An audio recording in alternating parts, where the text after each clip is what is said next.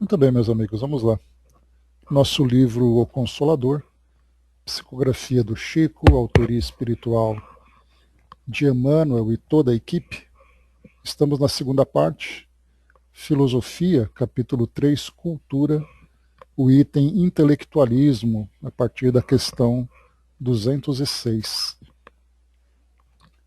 Bom, nós vimos nas duas questões introdutórias desse novo item,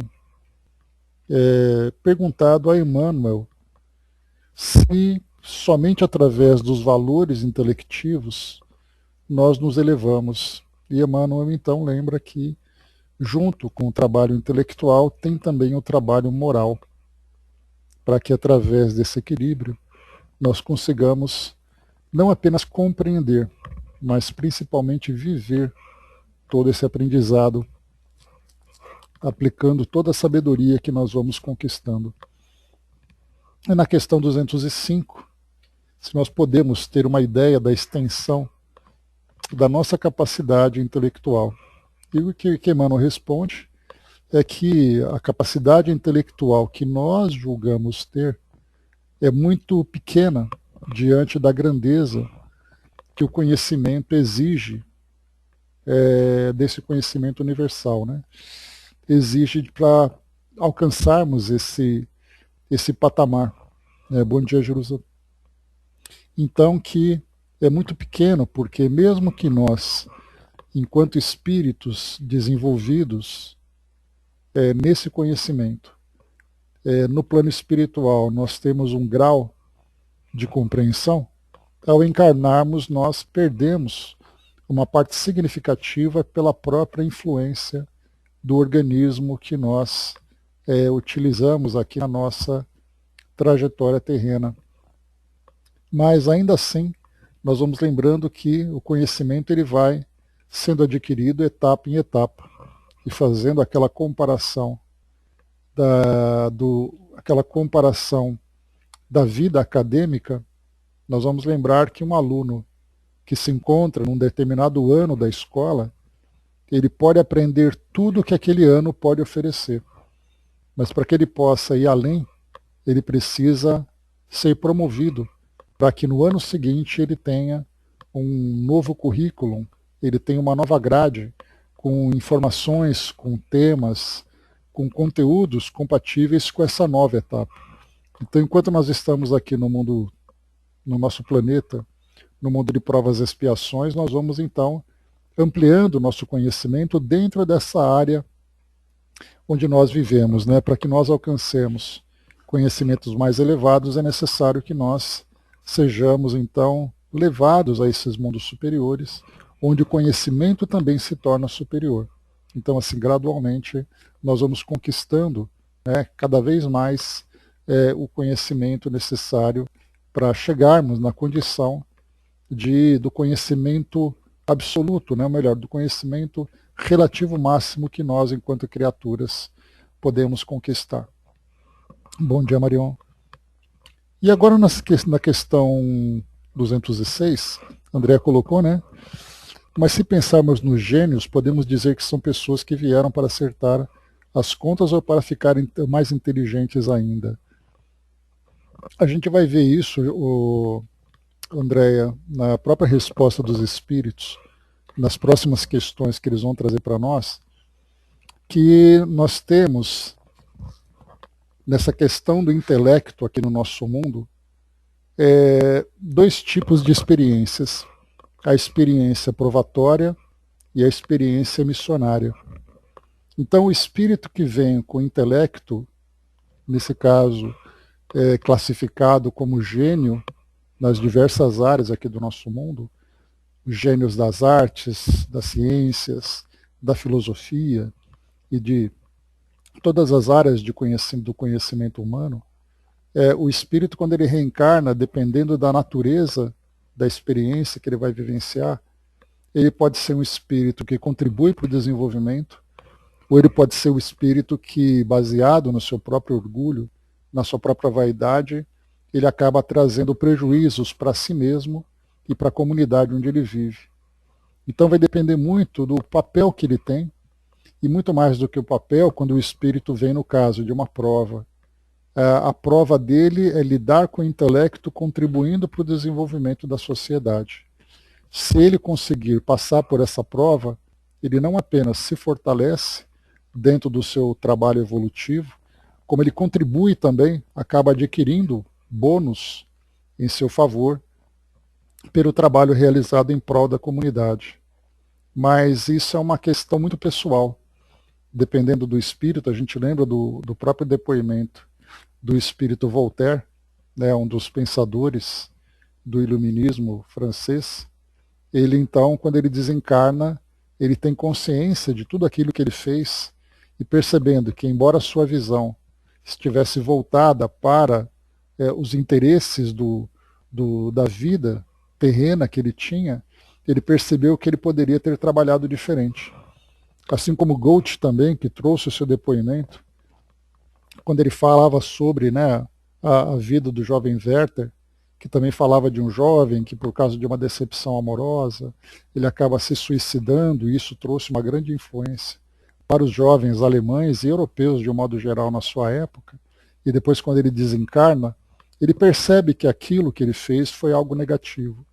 Porém, não foi intencional, foi motivado pelas influências do mundo, pelos interesses, né, pela realidade do mundo que ele vivia.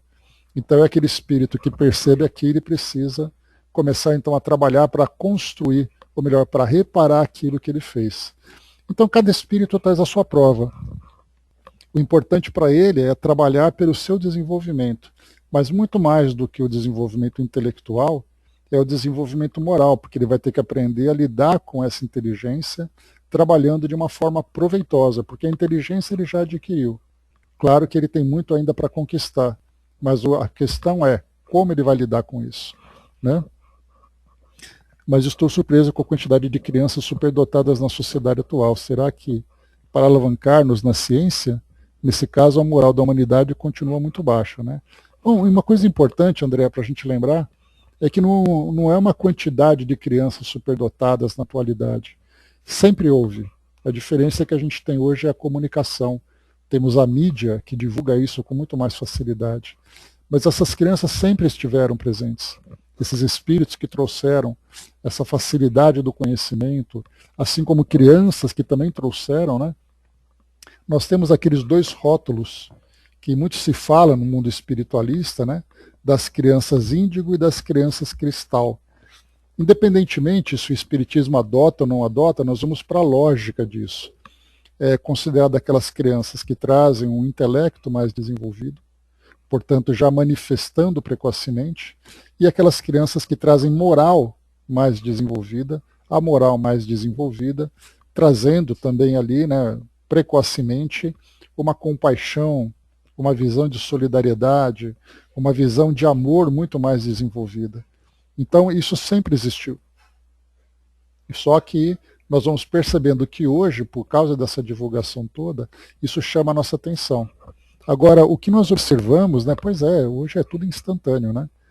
E as pessoas não somente têm a comunicação para mostrar, como já virou algo cultural, você querer mostrar, em troca de joinhas, em troca de reconhecimento e tudo mais, né?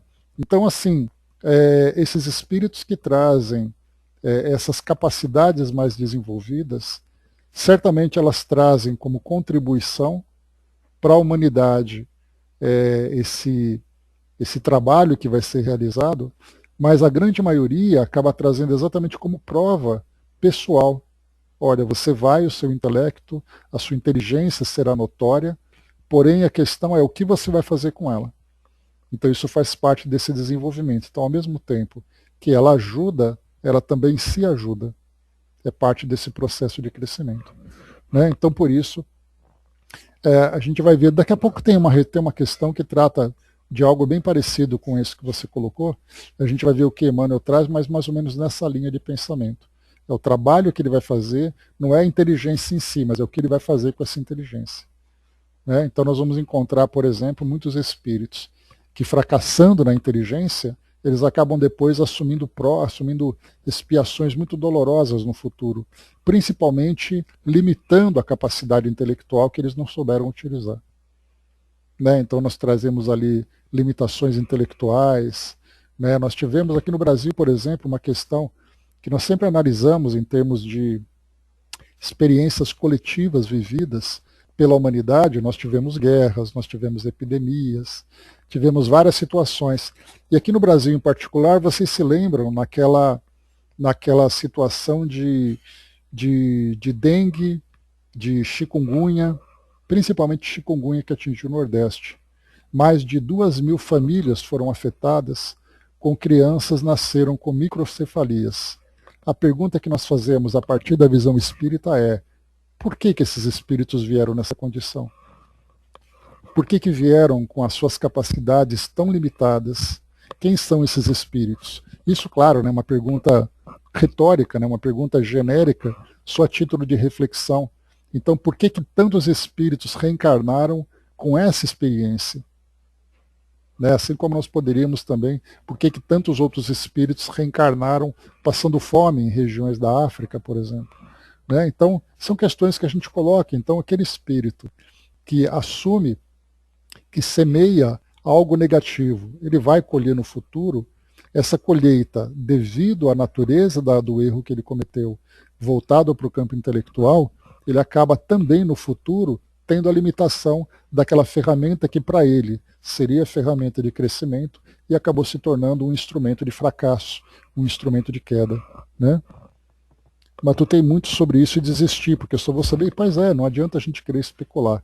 Mas como a gente lembra, né, nos ensinamentos do Chico, que nós estudamos naquelas obras que ele trouxe para nós, então a gente vai lembrar que a experiência provatória que o indivíduo vai vivenciar está ligada diretamente com aquilo que ele semeou no seu passado.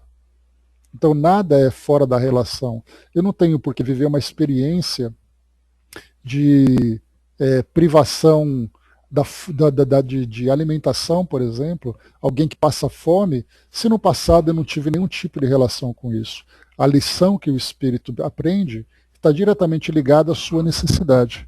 Se nós temos espíritos que reencarnam trazendo limitações tão severas intelectualmente, certamente isso tem alguma coisa a ver com o passado. Então, pela própria lei de causa e efeito, nós temos uma correlação entre a causa e o efeito. Agora, qual é essa causa? Certamente aquilo que os espíritos poderiam dizer para nós. Isso não nos interessa. Nós não temos por que explorar a vida dos outros para poder satisfazer a nossa curiosidade, já que a nossa própria história ela fica ali oculta pelo esquecimento do passado, exatamente para que a gente não sofra nenhum tipo de constrangimento. Então esses espíritos estão vivendo as suas experiências.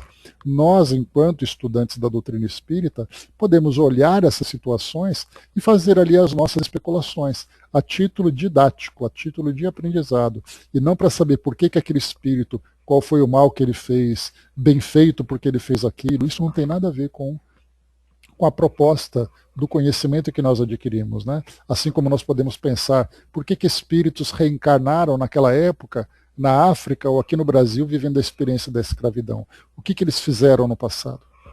Então a ideia não é essa, a ideia é a gente fazer essa correlação entre causa e efeito. Né? Então temos até aquele poema, né, de Cornélio Pires, aquela trova de Cornélio Pires, em que ele vai trazendo para nós várias e várias experiências mostrando a correlação entre o espírito que viveu numa encarnação uma situação e a sua consequência na encarnação seguinte. Né? Mas vamos lá, a gente vai chegar nessa reflexão logo mais. Então, muito bem, questão 206, que é a primeira que a gente vai ver hoje. Como é considerada no plano espiritual a posição atual intelectiva da Terra? Então, como é que os espíritos olham para o nosso planeta hoje em termos de intelecto, em termos de conhecimento, de inteligência? Os valores intelectuais do planeta nos tempos modernos, lembrando que aqui ele está falando do século XX, né? Década de 1940, nós já estamos no século XXI, quase 80 anos depois. Mas as respostas de Emmanuel, na maioria das vezes aqui, né, tirando ali situações temporais específicas, né, quando ele fala de eventos específicos, na época, por exemplo, né, em que a gente estudou o Pinga Fogo, quando perguntaram, né, qual vai ser exatamente ali o efeito do homem ter pisado na Lua, né? Hoje nós estamos já, né, fazendo isso quase como rotina, né, de enviar equipamentos para o espaço. Então, são situações que vão mudando a título histórico, mas moralmente falando, nós estamos ainda, né, vivendo uma atualidade muito grande daquilo que Emmanuel trouxe. Então, muito bem, valores intelectuais do planeta nos tempos modernos sofrem a humilhação de todas as forças corruptoras da decadência. A atual geração, que tantas vezes se entregou à jactância, atribuindo a si mesma as mais altas conquistas no terreno do raciocínio positivo, operou os mais vastos desequilíbrios nas correntes evolutivas do orbe com seu injustificável divórcio do sentimento. Então, nesse primeiro trecho aqui, ele fala para nós que todo o orgulho, toda a vaidade, né, da inteligência humana sofreu exatamente ali a humilhação, o constrangimento do mau uso pela corrupção da decadência. Se a gente lembrar, por exemplo, da inteligência naquela época, nós lembramos que esse mesmo intelecto foi aquele que criou bombas, que ceifaram milhares, milhões de vidas, né, que manipulava o poder, que corrompia a economia, corrompia a sociedade, corrompia os valores de uma sociedade, inclusive, até mesmo as próprias instituições religiosas sofreram também a corrupção pelo mau uso da inteligência. Né? Então, o que ele vai colocando para nós é que nós nos orgulhamos tanto de tudo aquilo que nós conquistamos em termos de conhecimento, porém nós vivemos ainda o próprio efeito moral sobre a nossa sociedade. Mais uma vez, né, como é sempre necessário, nós pegarmos esse conhecimento da doutrina e trazermos para a nossa vida real. Então hoje nós temos corrupção, nós temos desigualdades, nós temos preconceitos, temos guerras. Tudo isso é o efeito negativo do mau uso da inteligência. Né? Então ele coloca aqui para nós, com o injustificável divórcio do sentimento. Lembrando que em cima ele coloca, né, que é o sentimento que guia a inteligência. A inteligência sem o sentimento é aquele trem desgovernado que segue sem destino, fazendo estragos por onde passa. E ele continua. Nunca os círculos educativos da Terra possuíram tanta facilidade de amplificação, como agora em face da evolução das artes gráficas. Jamais o jornal, o livro e o jornal foram tão largamente difundidos. Entretanto, a imprensa, quase de modo geral, é órgão de escândalo para a comunidade e centro de interesse econômico para o ambiente particular, enquanto que poucos livros triunfam sem o bafejo da fortuna privada ou oficial na hipótese de ventilarem os problemas elevados da vida.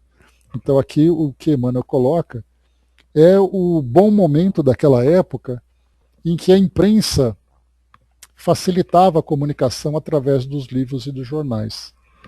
Na atualidade nós temos a internet, né, onde na palma da mão nós temos acesso a todo tipo de conhecimento.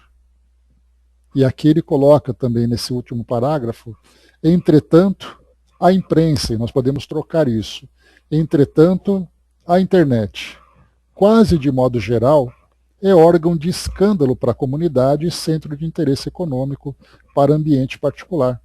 Ou seja, a internet, ok, ela é um instrumento que difunde informações de um modo rápido e de um modo quase que ilimitado, quase que restrito, podemos dizer até quase que incontrolável.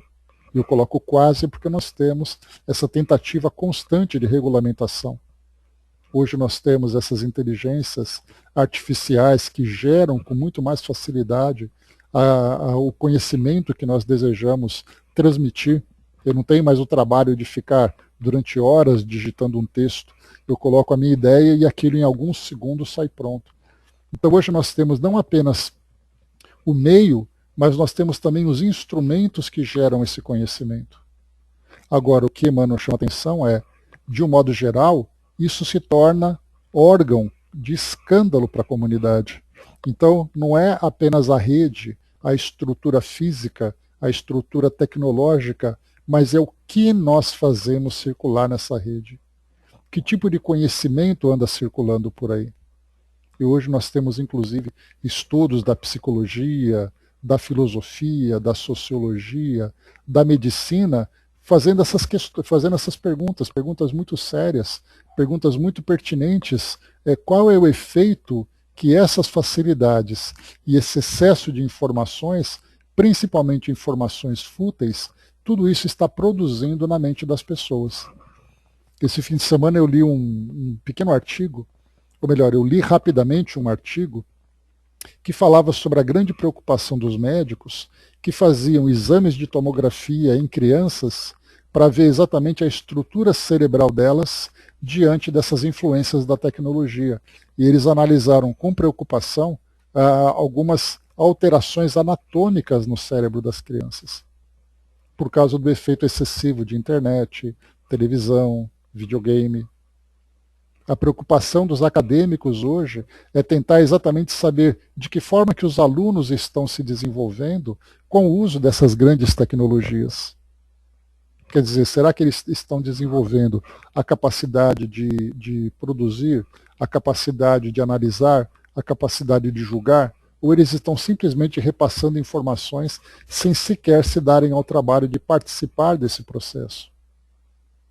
Por isso, então, a pergunta que foi feita, como é considerada no plano espiritual a posição atual intelectiva da Terra, ela pode até estar se desenvolvendo de uma forma intensa pelo fato da gente ter a facilidade da comunicação. Porém, nós estamos falhando exatamente no bom uso desse conhecimento. Se nós pegarmos hoje, por exemplo, qual é o conteúdo exatamente que circula nas redes sociais? Se nós pudéssemos fazer uma filtragem e vermos ali o que tem de qualidade, de produtivo, e aquilo que é fútil, que é inútil, como é que nós poderíamos colocar isso numa balança?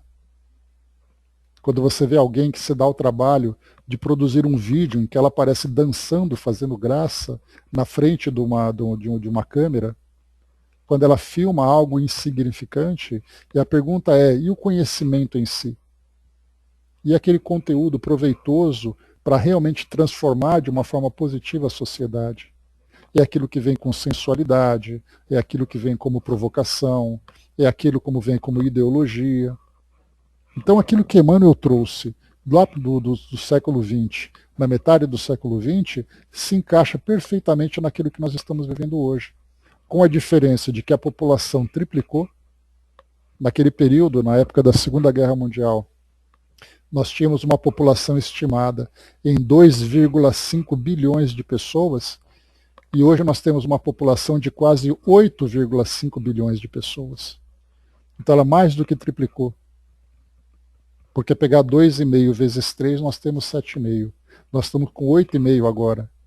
Então nós temos não apenas mais do que o triplo de pessoas na população mundial, como nós temos uma tecnologia que facilita mais ainda o fluxo desse conhecimento, ou o fluxo de informações. Porém, a pergunta fica, que tipo de informação?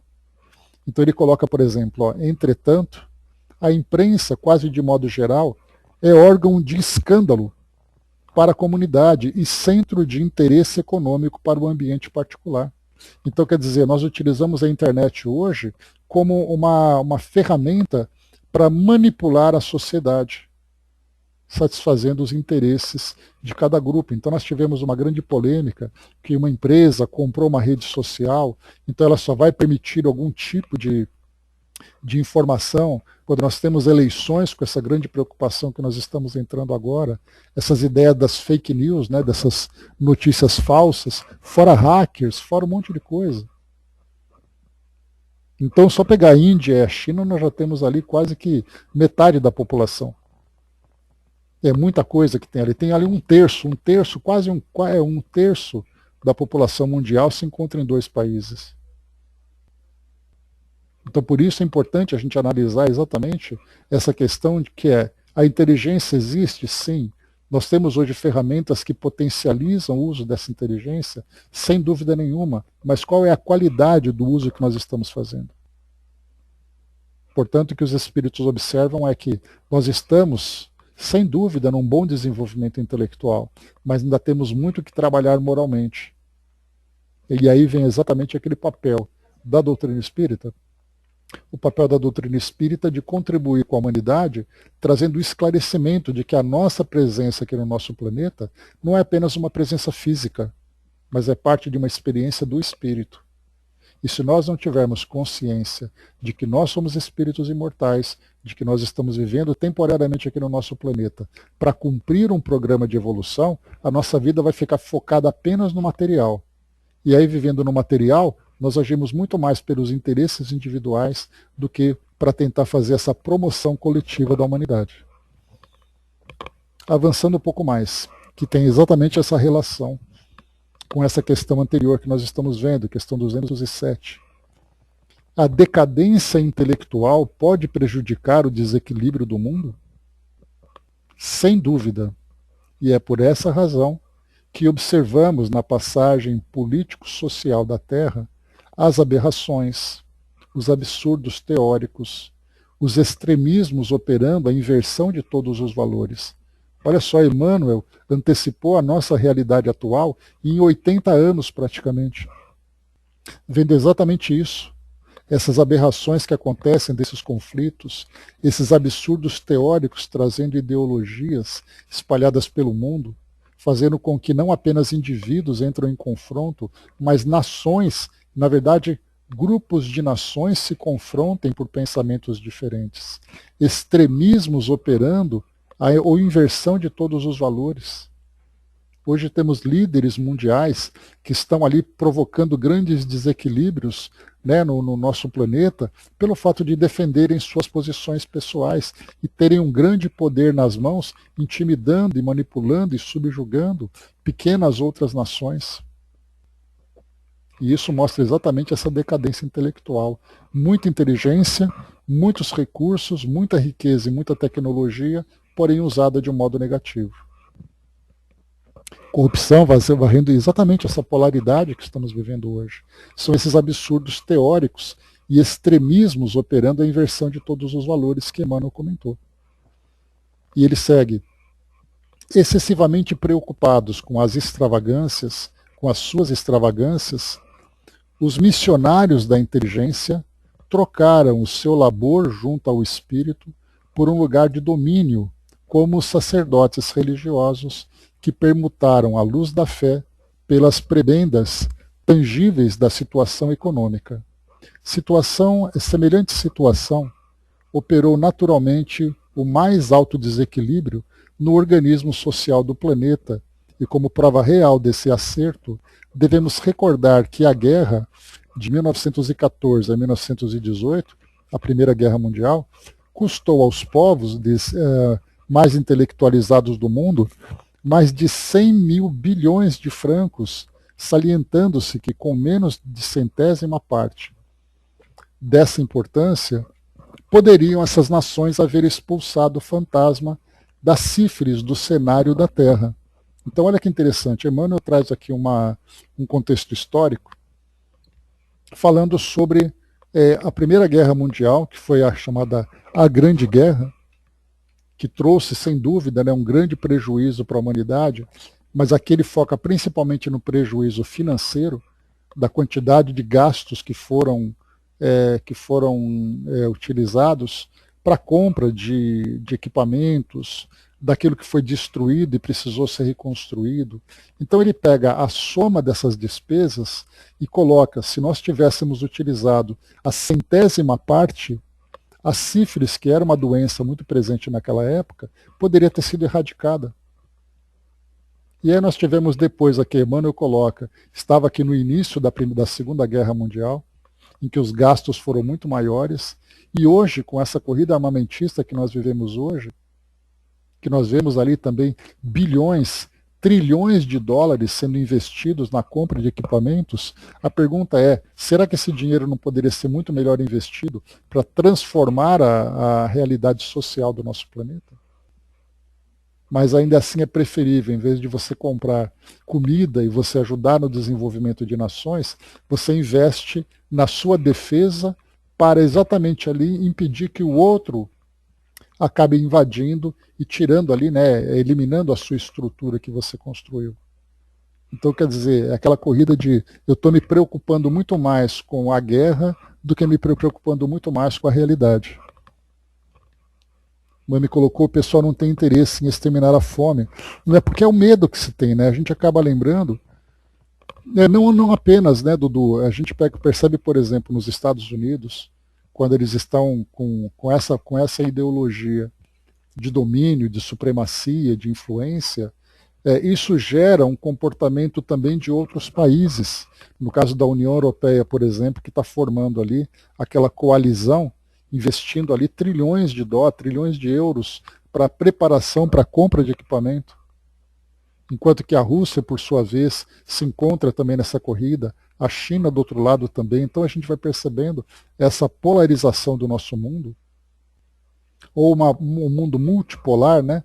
Porque polarizado era na época da Guerra Fria, quando você tinha o polo comunista e o polo capitalista com Estados Unidos e União Soviética.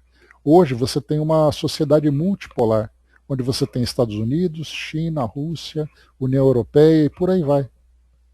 Então nós vamos encontrar esses desequilíbrios, que são esses gastos extremos, absurdos, que nunca foi ter investido tanta riqueza dentro dessa estrutura bélica, sendo que o nosso planeta passa por situações sociais gravíssimas a serem resolvidas. Então, exatamente isso, o uso da inteligência para a geração desses recursos e o mau uso da inteligência para o destino desses recursos. E aí então nós continuamos vendo o nosso planeta sofrendo ainda, né, esse desequilíbrio todo, né, que vai perdurar ainda por um bom tempo, porque quando você constrói uma estrutura desse tamanho, você demora depois para desconstruir também. Porque a desconstrução vai depender exatamente da pacificação de todos os povos. Né? Nunca podemos nos esquecer da loucura do Holocausto e da deflagração da bomba atômica, né? Pois é. E naquela época eram apenas 2 bombas atômicas, né? Hoje nós temos essa corrida armamentista de novo, em que mais bombas e bombas e bombas estão sendo produzidas. André colocou na glorificação que no final atinge todo mundo, seja na penúria, seja na riqueza, né? E que, por incrível que pareça, as desigualdades ainda existem e vão continuar, que é a necessidade exatamente do bom uso da inteligência. A própria organização, a globalização, né? Então, a própria Organização das Nações Unidas, né, que teria aquele papel de unificação, ela está ficando impotente por causa das ações individuais de cada sociedade. Então era aquela instituição que tinha a função de aproximação, ela se vê impassível diante daquilo que hoje nós vemos essas grandes potências fazendo, né?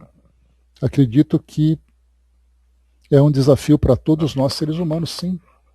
Né? Porque o grande desafio é assim, se nós, por boa vontade, ou seja, por amor, nós não conseguimos agir nessa direção, nós seremos forçados pela dor a agirmos para reparar os erros que nós cometemos.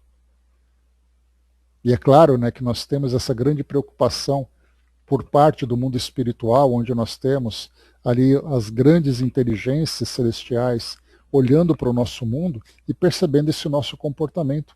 E nós vimos algo muito semelhante na época, né, na década de 1970, quando o Chico, lá no Pinga Fogo, comenta que os espíritos demonstraram uma grande preocupação por causa da corrida armamentista entre União Soviética e Estados Unidos, percebendo que essa tensão que foi gerada entre eles poderia provocar uma turbulência não apenas no nosso planeta, mas também em toda a vizinhança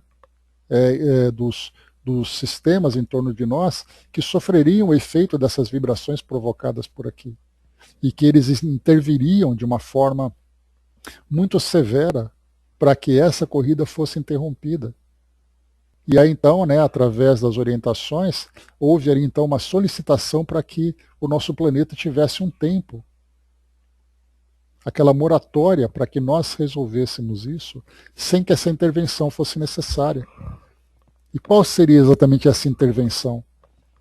Talvez uma desencarnação coletiva de todas essas inteligências que não estão conseguindo aplicar de uma forma positiva?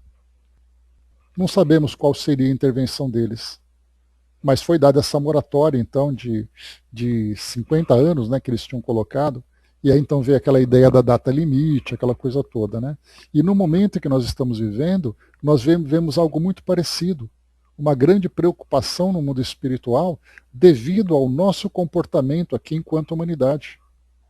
Que em vez de crescermos para acompanhar esse processo de transição planetária para esse mundo de regeneração que nós estamos tanto desejando, nós estamos, na verdade, retardando isso pelo nosso comportamento. E de que modo que o mundo espiritual vai intervir ou vai acompanhar isso que vem acontecendo, isso nós não sabemos. Mas certamente não existe lá, não existe aquele grupo de espíritos apenas parados observando. Certamente eles estão agindo. O como eles estão agindo agora nós não sabemos ainda. Né? A Angelina colocou, né, eles estão tendo oportunidade de saírem melhores, né, como a responsabilidade também é nossa. Né? Oportunidade de saírem melhores. Né? A pergunta é, eles estão aproveitando essa oportunidade? Né? Essa é a grande questão. Né? Eu não diria ainda selvagens, Mami, talvez essa seria uma palavra que desmereceria a evolução que nós atingimos. Mas eu acho que nós ainda somos muito impulsivos. E essa impulsividade, né, ela faz com que a gente não tenha a capacidade de refletir antes de agir. Como todo espírito jovem, né, você age por impulso, você age pela vontade de fazer alguma coisa sem parar, sem refletir. Então nós estamos num processo de amadurecimento. Só que, infelizmente, ainda nós estamos naquela fase de adolescentes rebeldes. E essa rebeldia, infelizmente, ela tem o seu preço. Né? Avançando um pouco mais, vamos lá. 208. Há uma tarefa especializada da inteligência no orbe terrestre? André, isso aqui agora está relacionado com a pergunta que você fez.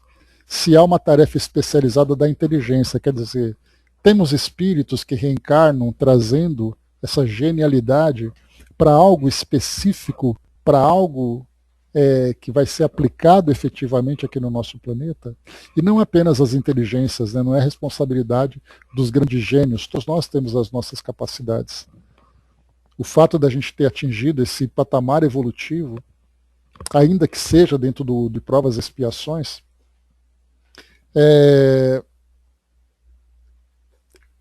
todos nós temos ali uma capacidade de contribuir, ainda que seja dentro da nossa pequena esfera de ação.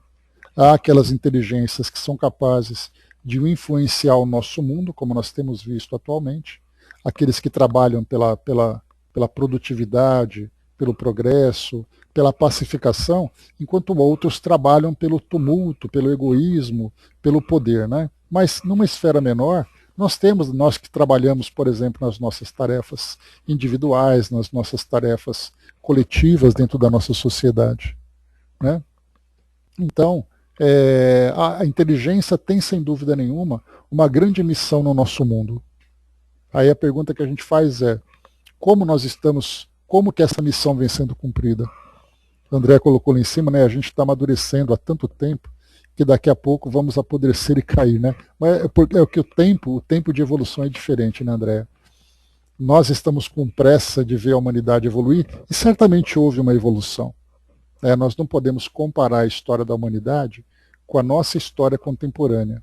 Basta a gente lembrar que nas gerações anteriores, cada geração trabalhava pelo progresso. Desde o passado, quando nós vivíamos ainda numa sociedade primitiva, depois nós fomos nos organizando, fomos crescendo, passamos por grandes transformações, houve grandes descobertas, grande crescimento moral e intelectual e também espiritual para chegarmos até hoje. Então esse amadurecimento ele é gradativo. E o tempo que a humanidade vai levar não é o tempo humano, porque o tempo humano ele é um tempo orgânico. Ou seja, você depende de uma geração. Uma geração tem ali, vamos colocar, 150 anos mais ou menos. E aquele que nasce tem ali mais ou menos uns... Na atualidade, né, nós temos uma expectativa de vida de 70, 80 anos em média. Então, se nós pegarmos uma geração de 100 anos mais ou menos, é o período de uma geração toda. Nesse período, uma pessoa que nasce, ela não pode passar por grandes transformações apenas nesse período. Nós temos que considerar ali que ela vai se transformar de fato, talvez em 3, 4 encarnações. Porque ela reencarna, resolvendo ali as dificuldades que foram criadas, trabalha pelo seu progresso, reencarna de novo, depois resolve coisas, reencarna de novo. Aí sim ela tem de fato uma transformação. Então, se nós pegarmos ali que talvez 300 anos para transformações significativas, nós vemos que o tempo é diferente no mundo espiritual, né? Então o amadurecimento está acontecendo de uma forma constante. Mas ainda temos muito que evoluir. A Mami tinha colocado lá em cima, né? Mas ainda envolve uma certa agressividade, a vontade de dominar. É o egoísmo, né? O impossível a favor do bem. Até porque o bem não pode ser impossível, o bem tem que ser planejado, né? Mas no caso do mal, sim, o mal é impossível. Ele simplesmente age, né? Dudu colocou, né? Você vê isso em alguns autistas, é uma inteligência para algo incrível, né? E o problema em si do processo autista, né? Então ali também é uma experiência muito difícil. Acho que muitos de nós estão cansados, né, de tanta maldade e desequilíbrio social, né? Não, na verdade, André, esse cansaço, a gente poderia dizer que ele é o estímulo da dor, né? Então, quer dizer, dá a impressão de que nós chegamos no fundo do poço. E chegar nesse fundo do poço é aquilo que faz com que a gente se mobilize. Mas a gente poderia ter agido contra aquilo que causou esse desgaste, ou aquilo que vem causando esse desgaste, sem que ele tenha chegado nesse ponto, nesse nível tão desgastante para nós. Então, por isso que no próprio Livro dos Espíritos, Kardec pergunta por que o mal parece prevalecer no nosso planeta, e os Espíritos respondem, é porque o bem é tímido. E o mal não tem preocupação, o mal é escandaloso. Então, na verdade, enquanto nós não houver essa grande transformação da humanidade para agir pelo bem, pelo protesto, que nós estamos vendo hoje, né, grandes poderes agindo, transformando a vida das pessoas em todo o mundo, por que todo mundo não age contra esses grandes poderes? Então as pessoas acabam se conformando, vivendo de um modo pacífico ou passivo, na verdade, vendo tudo isso acontecer sem se mobilizar. Mas nós já tivemos grandes convulsões que provocaram essas transformações todas. A própria Revolução Francesa foi um grande exemplo, em que essa Revolução Francesa provocou uma influência geral que acabou com aquele sistema de governo, mudando o destino da sociedade ocidental. As grandes revoluções que aconteceram, transformando países que eram colônias, que eram países que eram apenas espaços sendo explorados, vieram pela sua independência. A própria escravidão foi resultado de uma grande mobilização. Então, quer dizer, enquanto nós não nos mobilizarmos contra isso, nós veremos essa situação acontecer ainda. Mami colocou, né, após a Segunda Guerra pensamos que nos revolucionaríamos, né, porque tudo foi doloroso. Assim como pós-pandemia, né, esse marco da pandemia, né, Mami, talvez tenha sido mais marcante, né, que agora a gente fala assim, agora vai, depois dessa chacoalhada que a humanidade levou, certamente agora a gente vai tomar a direção certa. Passaram 2, 3 meses, tudo voltou ao normal. Dudu colocou, né, vejo isso na minha netinha, né, que não fala nada, aos 4 anos, né, mas percebe uma inteligência com relação à área do projeto de saber montar coisas que eu nem pensava fazer. E que a engenharia esteja dentro dela ainda, né? Acho incrível certos autistas assim, né? Pois é, eles são inteligências ainda que nós, enquanto encarnados e pela ciência que nós temos no mundo hoje, a gente não conhece o que temos daqueles espíritos, né? Quem são esses espíritos e qual é o potencial deles? Né? O autismo ele é apenas ali um distúrbio intelectual, mas ele não é compreendido ainda dentro da grande potencialidade do espírito ali presente, né? Que mais que nós temos aqui? Algumas coisas até piorou, né? Pois é, Talvez a globalização, como a Andrea colocou lá em cima, Marion, talvez essa conexão entre as nações, de um modo tão rápido, de um modo tão instantâneo, tenha dado a impressão de que as coisas pioraram. Na verdade, apenas se tornaram mais escandalosas. Mas em termos de piora mesmo, nós já tivemos tantas e tantas fases assim. Né? Precisamos trabalhar a fé, né? Porque é o mais importante. E essa fé tem que ser uma fé racional, Angelina. Por isso que a doutrina espírita hoje tem esse papel transformador. Enquanto nós estivermos vivendo essa fé cega, infelizmente nós estaremos apenas ali esperando milagres acontecerem. E na verdade o grande milagre acontece exatamente pelo trabalho que nós fazemos. É que estamos com muita pressa por conta de tudo rápido que está acontecendo e pelo próprio desgaste que você comentou, Andréa. Então a gente está tão cansado de ver isso tudo que a gente quer que as coisas aconteçam logo. Só que elas não vão acontecer no nosso tempo, né? Elas vão acontecer no tempo em que nós nos transformarmos. Aí sim. É cada um, né? Exatamente, Angelina. Tanta coisa inteligente que não conhecemos, né? Pois é. E são tantos níveis de autismo, né, que a ciência ainda está classificando porque eles estão nos assustando com tanta inteligência e seus mais diversos níveis. Né? Quando a visão da ciência transcender essa barreira da nossa visão material, nós não teremos a compreensão. Porque ninguém sabe por que acontece o autismo e nem o que pensa o autista, principalmente nesses níveis mais avançados, nesse espectro mais avançado, né? Mas olhando espiritualmente, nós veremos ali o espírito encarnado. E essa potencialidade que esse espírito tem é exatamente resultado do seu avanço intelectual. Agora, por que viver esse tipo de experiência? Por que viver esse tipo de prova? E é uma prova não apenas individual, é uma prova de família. É uma prova da sociedade, né? Porque quando o indivíduo vivencia uma experiência assim, ele não vive sozinho, mas ele vive dentro do núcleo, né, do qual ele fez parte. Então vamos lá, avançando.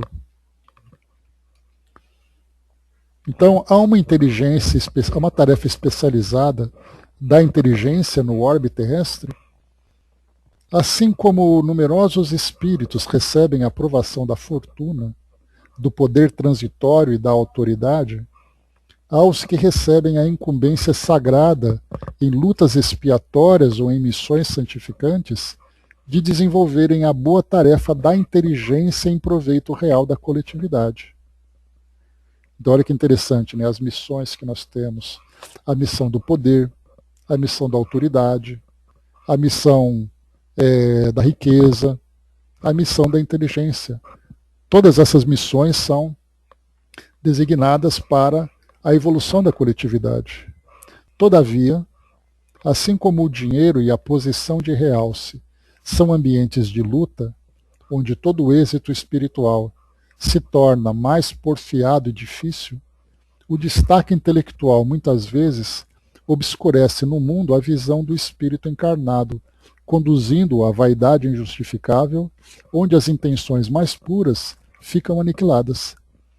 Né? É o caso que a gente vê hoje.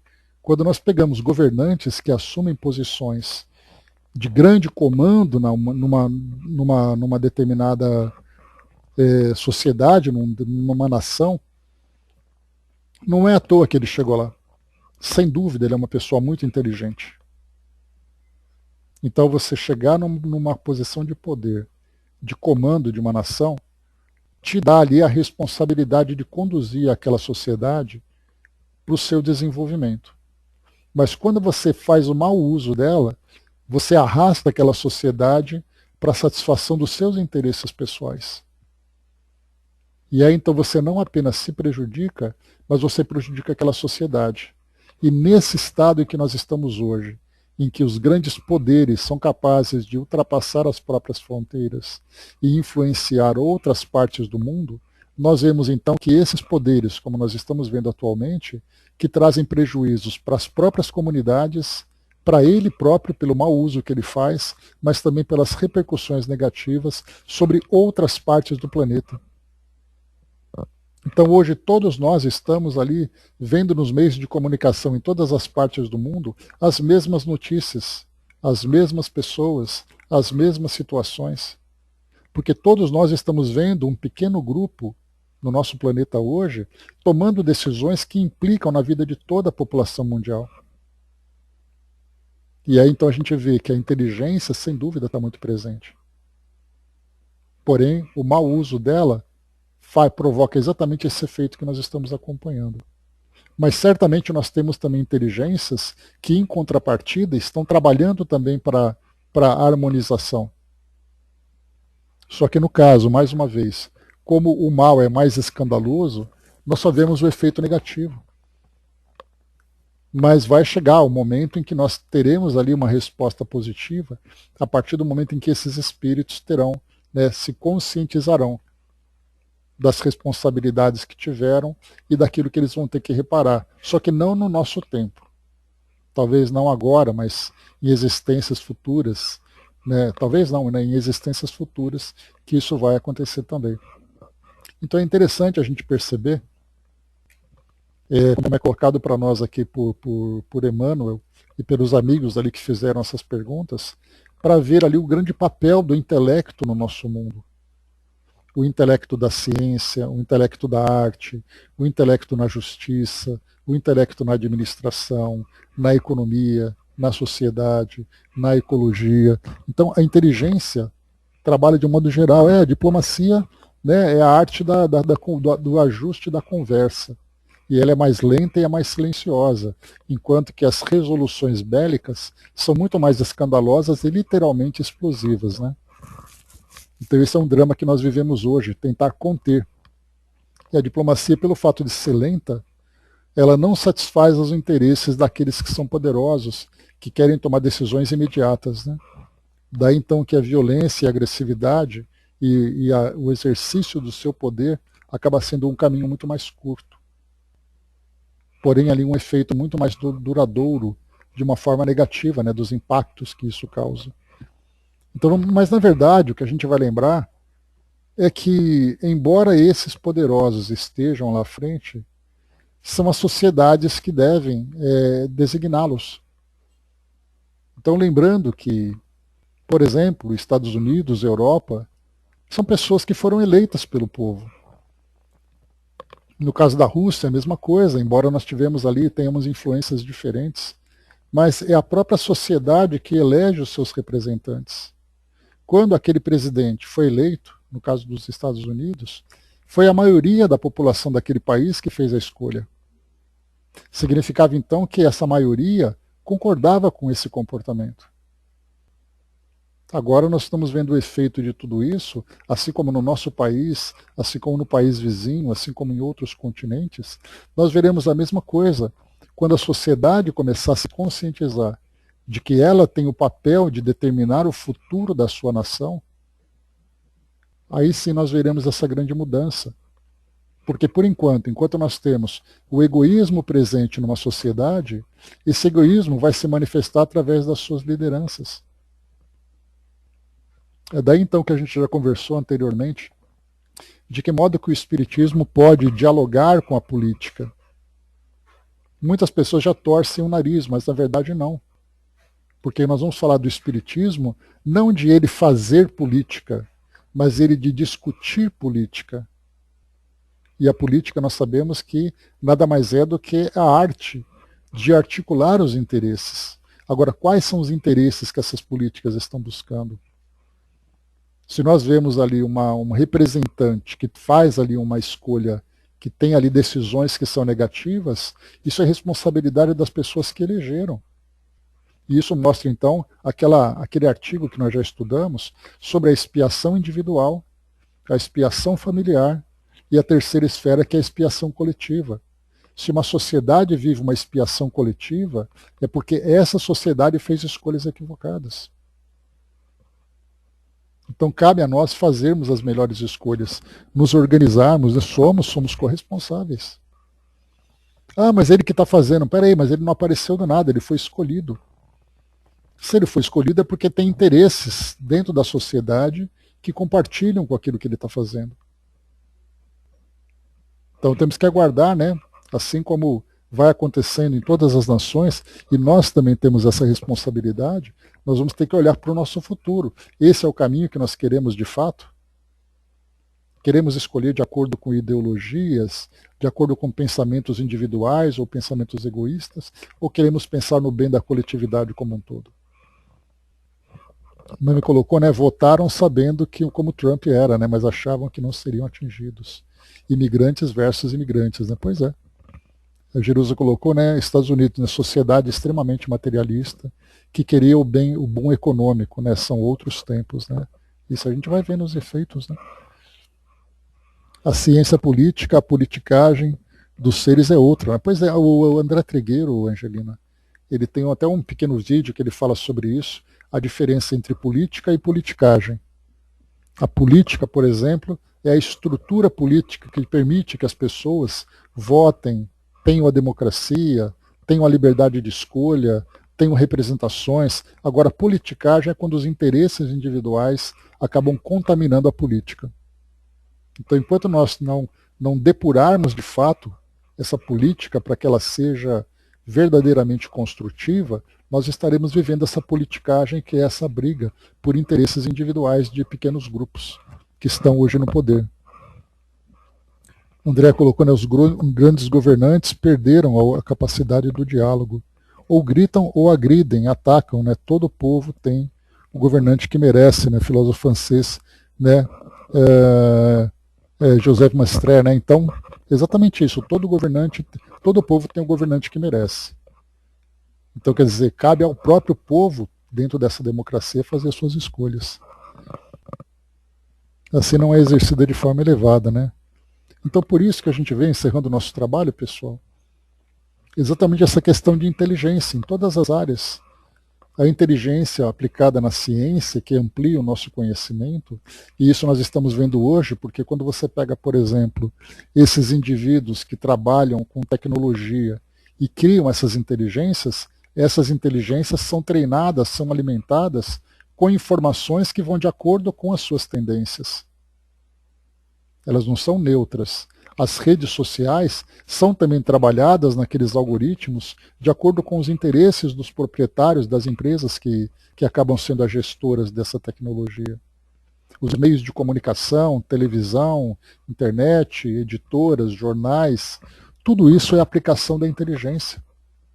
Sem dúvida. Então a inteligência com ética, essa ética precisa ser conhecida, precisa ser compreendida. E principalmente uma ética, não apenas uma ética terrena, que tem apenas essa visão imediata, mas essa ética espiritual, que tem uma visão muito mais ampla e definitiva. Então é isso, meus amigos. Fechando por aqui o nosso estudo de hoje. Papo bom, né? Bem reflexivo para nós. Próxima questão vai falar sobre a responsabilidade dos escritores dentro desse campo intelectual da Terra. Né? Então, tema interessante. Então a gente vê que a inteligência, ela é um dos grandes atributos divinos, mas se ela trabalha sozinha, sem ter o direcionamento do sentimento, sem ter o direcionamento dos valores, dessa ética que nós vimos, ela provoca esses efeitos negativos. Mas caberá à própria inteligência encontrar soluções para trazer de volta ao equilíbrio essa sociedade que nós vivemos hoje. Então, encerrando por aqui o nosso estudo de hoje, pessoal.